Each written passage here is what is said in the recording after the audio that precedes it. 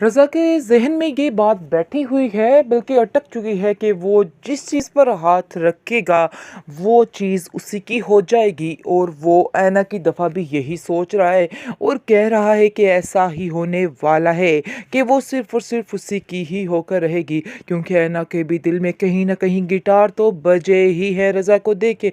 बहरहाल अब देखेंगे कि वो बहुत ज़्यादा एक्साइटेड है और बार-बार उसकी तस्वीर देखता है और बार-बार उसकी बातें करता है। लेकिन ये बात हमाद को अजीब सी लगती है और हमाद कहता है कि अपने दिलो दिमाग से इस तरह के ख्यालात निकाल दो, क्योंकि मुझे नहीं लगता कि वो लड़की तुम्हारे अंडर आने वाली है। वो बहुत ही रिश्ते निभाने वाली लड़की है और वो कभी भी अपने मंगेतर को ऐसे नहीं छोड़ने वाली है। ये तुम्हारी सरासर बेवकूफ़ी है। लेकिन आप देखेंगे जी, वो बहुत ज़्यादा गुस्से में आ जाता है और कहता है कि मेरे रास्ते में कोई भी हाइल नहीं हो सकता है।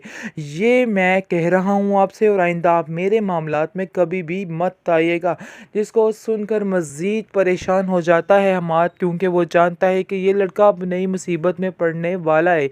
दूसरी तरफ आप देखेंगे कि रज़ा की बहन बहुत से ख़यालात जोड़ रही है हमाद के साथ और पता नहीं क्या क्या सोच रही है। लेकिन ये ख़यालात उसके बेबुनियाद होने वाले हैं, क्योंकि ऐसा कुछ भी नहीं होने वाला है। हमाद को भी वही लड़की पसंद आने वाली है, या फिर किसी मजबूरी के तहत वो उस लड़की से शादी कर लेगा।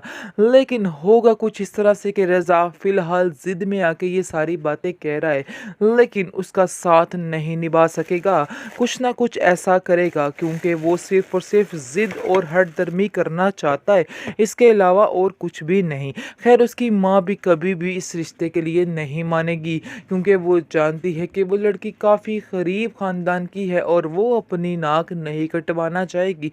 इसलिए आप देखेंगे कि वो साफ-साफ कह देगी कि अपने दिलो दिमाग से निकाल दो ये बात। मैं तुम्हारी हर बात मान जाऊँगी, लेकिन ये बात मानने के काबिल नहीं है कि तुम्हारी शादी मैं उस गरीब ख़ानदान में करूँगी।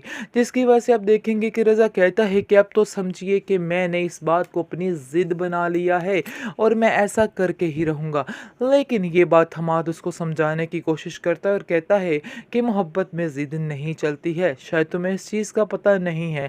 अगर नहीं पता तो इस बात का पता चलवा लो, क्योंकि ऐसा नहीं होने वाला है। वो लड़की कभी भी इस बात के लिए नहीं मानेगी, क्योंकि रज़ा काफ़ी बातचीत करता है ऐना की बहन से और उसको कहता है कि क्यों ये इस डोर में बंधी हुई है जो डोर इसके लिए है ही नहीं। यानी कि ये आदमी जिससे वो मंगनी करके बैठी हुई है, उसका साथ उसके लिए बिल्कुल भी बेहतर नहीं है। शायद इस चीज़ का आप लोगों को भी अंदाज़ा है। उसकी बहन आगे से आप देखेंगे कि कहती है, हाँ ये बात तो बिल्कुल ठीक है, मुझे भी इस चीज़ का अंदाज़ा है, लेकिन अब हम लोग मजबूर हैं, क्या कर सकते हैं, इसके अलावा और कुछ भी नहीं हो सकता है। लेकिन आप देखेंगे कि रज़ा उसकी बहन से मदद मांगेगा और कहेगा कि तुम मेरी इस मामलात में मदद कर सकती हो।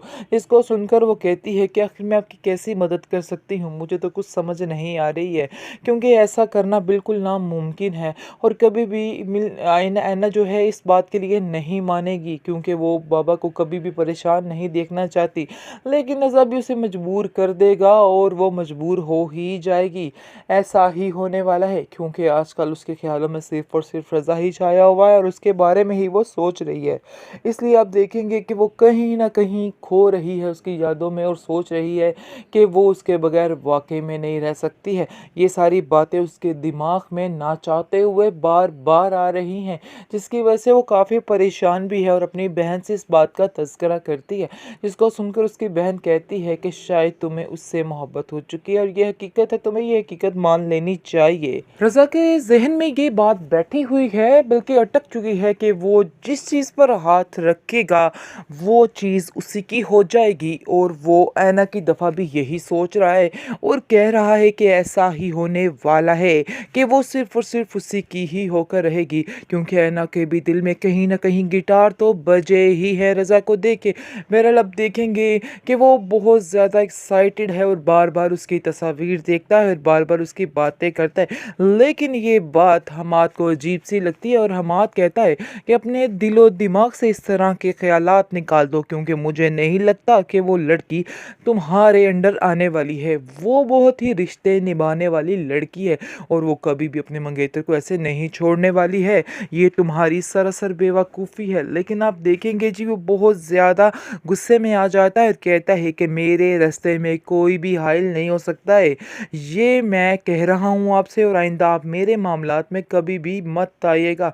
जिसको सुनकर मज़ीद परेशान हो जाता है हमाद, क्योंकि वो जानता है कि ये लड़का अब नई मुसीबत में पड़ने वाला है।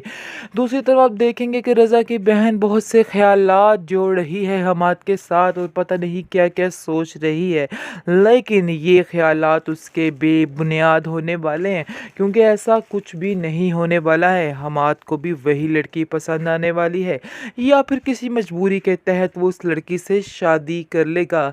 लेकिन होगा कुछ इस तरह से कि रज़ा फ़िलहाल ज़िद में आके ये सारी बातें कह रहा है, लेकिन उसका साथ नहीं निभा सकेगा। कुछ ना कुछ ऐसा करेगा, क्योंकि वो सिर्फ़ और सिर्फ ज़िद और हठधर्मी करना चाहता है, इसके अलावा और कुछ भी नहीं।